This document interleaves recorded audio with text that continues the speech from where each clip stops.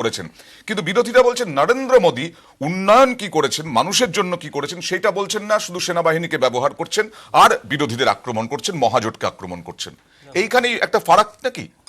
একদমই ভুল। কেন আপনাদেরই তো চ্যানেলে আমি দেখেছি ফুটেজ, আপনারাও যখন যেইভাবে মমতা ব্যানার্জি বক্তব্য রাখছিলেন পুরো সরাসরি লাইভ আপনার টেলিকাস্ট করেছেন, সেইভাবে তো নরেন্দ্র মোদীরও টেলিকাস্ট করছেন। নরেন্দ্র মোদী সম্পূর্ণভাবে নিজের ব্যাখ্যা করছেন কি এই কাজ আমি করেছি, 2022 অব্দি এই কাজ করব, আরো এই কাজ বাকি রয়েছে, সম্পূর্ণভাবে ব্যাখ্যা করছেন। জিএসটির কথা নেই, কোথাও বলছেন না। কর্মসংস্থানের কথা কি বারে বারে আমাদের তুলতে হবে? কর্মসংস্থানের কথা কোথাও বলছেন না। কর্মসংস্থানের কৃষক সমস্যার কথা কোথাও বলছেন না। একদমই কৃষকদের কি করেছি আমরা সম্পূর্ণভাবে উনি ব্যাখ্যা করছেন।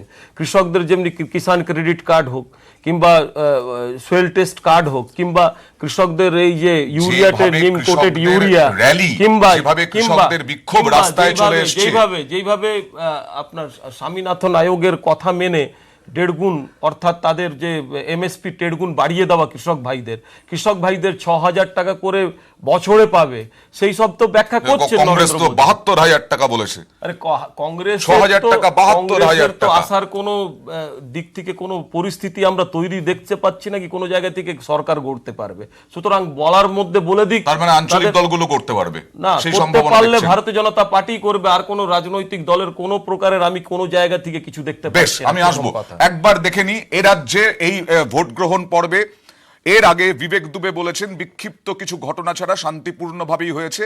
আর বিশেষ পর্যবেক্ষক যিনি এসেছেন অজয় নায়েক, তিনিও বলেছেন যে চোপড়া সহ বিভিন্ন জায়গায় কিছু বিক্ষিপ্ত ঘটনা ঘটেছে। চোপড়ায় আমরা সকাল থেকে দেখেছি গন্ডগোলের পরিস্থিতি, যদিও তারপরে পুলিশ দিয়ে ভোটারদেরকে নিয়ে যাওয়া হয় এবং সেখানে ভোটাররা লম্বা লাইন দেন এবং তারপরে ভোটদান হয়, ভোট গ্রহণও হয়। এরপরে এই অজয় নায়েক তিনি বললেন কোথাও বিক্ষিপ্ত অশান্তি হলেও বাহিনী দ্রুত পরিস্থিতি সামাল দিয়েছে। আমরা কথা বলবো আমাদের প্রতিনিধি অরূপ দত্তর সঙ্গে। অরূপ দা, অজয় নায়েক ঠিক কি বললেন? দেখো, আজকে সকালে 7:30 নাগাদ তিনি সিইও দপ্তরে এসে পৌঁছন এবং তারপর থেকে প্রায় 3 ঘন্টা 3.5 ঘন্টা সিইও দপ্তরে বসেই গোটা রাজ্যে যে এই বিশেষ করে যে 3টি কেন্দ্রে যেখানে ভোট চলছে সেই বিষয়ে সরাসরি নজরদারি করেন। তো 10:40 নাগাদ তিনি ফিরে গিয়েছিলেন কলকাতা পোর্ট ট্রাস্টের গেস্ট হাউসে। কিছুক্ষণ আগে তিনি ফিরে আসেন। অজয় নায়েককে জিজ্ঞেস করা হয়েছিল সরাসরি যে এই যে ভোট গ্রহণ চলছে, যেখানে বিভিন্ন জায়গায় যে বিক্ষিপ্ত ঘটনা ঘটছে, তার পরিপ্রেক্ষিতে তার মন্তব্য কি। তিনি কিন্তু স্পষ্ট ভাষায় জানিয়েছেন যে ভোটের ওপর 2-1টা ঘটনা ছাড়া ভোট কিন্তু এখনো পর্যন্ত শান্তিপূর্ণ বা নির্বিঘ্নেই হচ্ছে।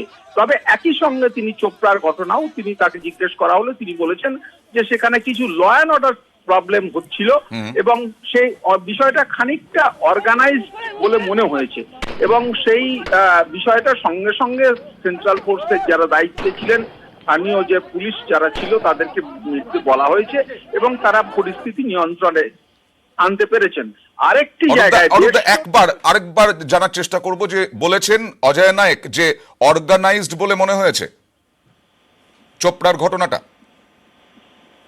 হ্যাঁ, এটা হয়তো তুমি মানে আমাদের যে অডিও সাউন্ড রেকর্ডিং এ তুমি হয়তো পাচ্ছ না, কিন্তু তিনি পরবর্তীকালে তিনি মানে আমাদের সাথে কথোপকথনের সময় তিনি বলেছেন যেটা মনে হয়েছে যে কোথাও যেন এটা একটা অর্গানাইজড বিষয়।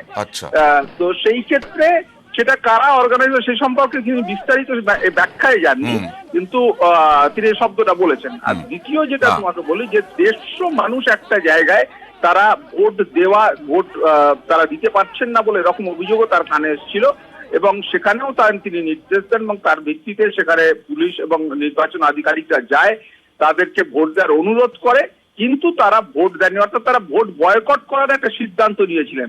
তো এটাই হচ্ছে তার অভিমত। বয়কট শব্দটা তিনি বলেননি, কিন্তু তিনি বলেছেন যে তাদের অনুরোধ করা সত্ত্বেও তারা কিন্তু ভোট দিতে আসেনি, ফলে এটা ডিফারেন্ট ইস্যু। ধন্যবাদ অরূপদা। অজয় নায়েক ঠিক কি বলেছেন একবার দেখে নেওয়া যাক। So far, the election has been very peaceful. Some of the people were bent upon creating a lot of situation, and the district administration and the officers concerned took appropriate action to take care of it. So far, the election has been very peaceful. Some of the people were bent upon creating a orderly situation, and district administration and the officers concerned took appropriate action to take care of it. এখনো পর্যন্ত এ রাজ্যে vote দ্বিতীয় দফায় 3টে কেন্দ্রে যা হচ্ছে শান্তিপূর্ণ, কিছু বিক্ষিপ্ত ঘটনা ঘটেছে। চোপড়া ঘটনা